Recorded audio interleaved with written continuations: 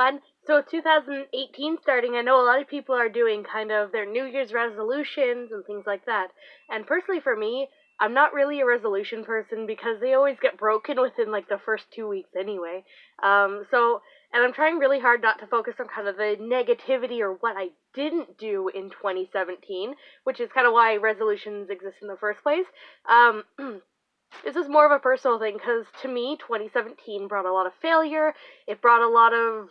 It really showed a lot of my shortcomings, and I don't want to focus on it. I mean, I could go through the past 5 years and tell you which ones were the best and why, or which ones were the worst and why, but instead, you know what? I'm going to take a pretty crappy year and kind of give you the top 10 reasons why, you know what? It wasn't actually that bad. So, my top 10 personally is, well, first of all, I got my first suit. And I mean, look at this. Isn't this a reason to be happy? To me it is. It's what I've been waiting for since wee babby me became a furry back in the good old days of Star Fox Adventures. And I've had so many personas and characters over the years where kind of creating this mascot, and I've had the mascot for about 4 or 5 years now, but a concrete, solid design. And I mean, I've had 2 other suits of her, but come on, you can't beat this perfection, aren't I? Just, it's perfect. Anyway, the year kind of started off kind of crappy, leaving one job and for another better job that turned out to not last very long for reasons I don't want to go over, but anyway, it kind of got me into the job I'm at now, which is a much cooler place. I mean, a lot of people are just like, oh, but it's just a craft store, but no, it's more than that. It's a bunch of people who all do something. Everyone has their talent. We have artists, knitters, scrapbookers, which I personally have never gotten into scrapbooking. I do costuming and I knit. I don't know anything about scrapbooking, and you just meet a bunch of these people that will teach you something. And it's really cool. I can't tell you how many new skills I've kind of picked up from them.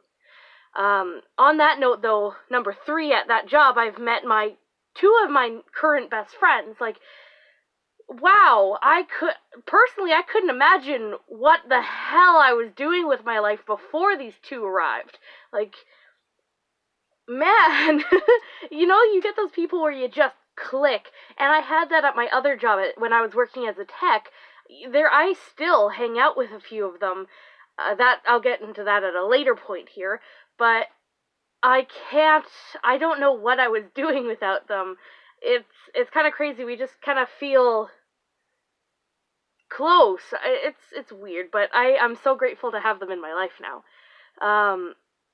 Actually, point number 4 involves one of them. Because I'm really awkward with meeting people face to face and kind of talking to people.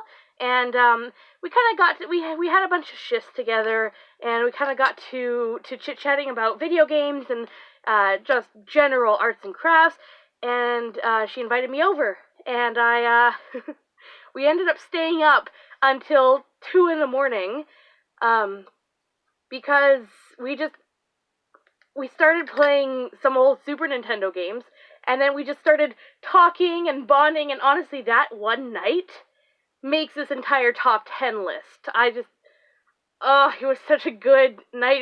It felt, you know, when you meet somebody and you're just like, we are meant to have each other in our lives, and that's kind of how I feel about this person now. Actually, the next point involves somebody from my old job as a tech. Her and I started, you know, we got along at work. We kind of hung out sometimes, but we weren't very social. Like, we didn't want to sit around and hang out. Like, it just felt weird. So we started marathoning video games, and we started on the Kingdom Hearts series. And there's been some ups and downs, like weeks where we haven't. Honestly, it's been about a month since we have, just because the whole Christmas rush for both of us was insane. So, but it was steady. Every week we were playing Kingdom Hearts, and having somebody just a consistent social life, I haven't had that any other year. I mean, that's a lie. I have, but with somebody I don't really want to get into right now. So, I mean, I've had it before, but this is a healthy one, and I love that. Anyway, the next point is, well, I wanted to read 50 books in the year. I started a bit late. I started it in about, February? March, even? I think it was March. And I got to 47. They're all on my Goodreads page, and I never expected to read that many. I thought 50, okay, you know what, let's see how far I get. But I got 47 by the end of the year, so I'm so proud of myself, personally, because I've been an avid reader for basically my entire life.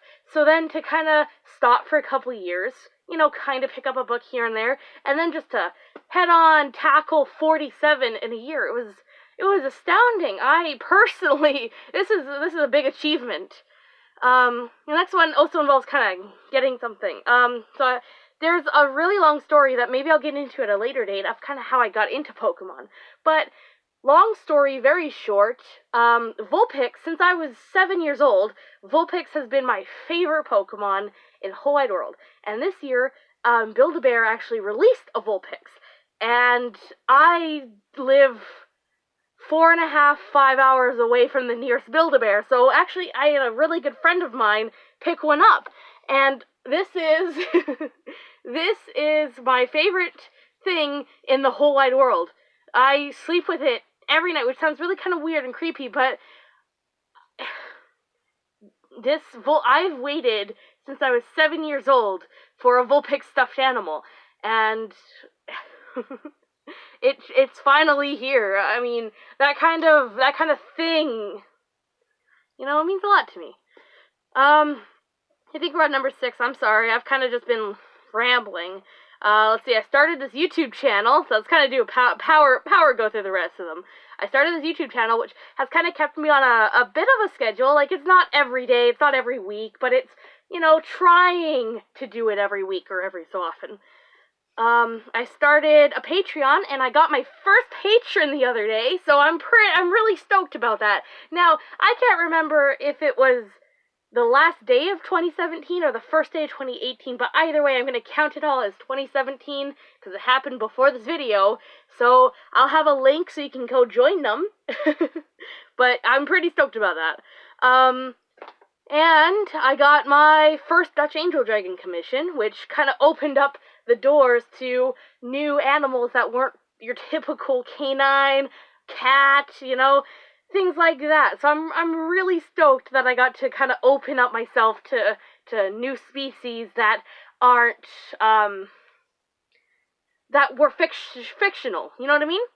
So that was really good. And I think lastly here at number 10, just in general, I've been able to feel more comfortable with kind of what I'm doing as an actual hobby, and not just something I kind of maybe dabble in on the side. Like, that sounds really weird, but now it used to be like, okay, I'm doing this as kind of like a job. I have some commissions. I have this stuff I have to do. And now it's, you know what? I enjoy doing it, and I used to really not be prominent on social media with my furry stuff because I didn't really want to advertise myself as a furry, as like the weird kind of connotations that I came up with. But I think 2017, along with the kind of doing it out of pure necessity for a little bit there, kind of opened up the doors to me being more comfortable with it.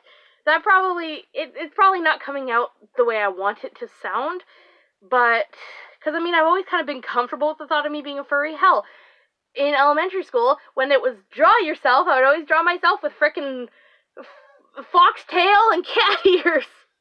But, on social media, really. Like, I've been more kind of a private-y person, advertising myself on, like, Fur Affinity and furry-related sites, but now I have an Instagram, I have a Facebook page, a lot of these things that people who are not furries often go to look specifically at these things, and it's just a personal growth thing.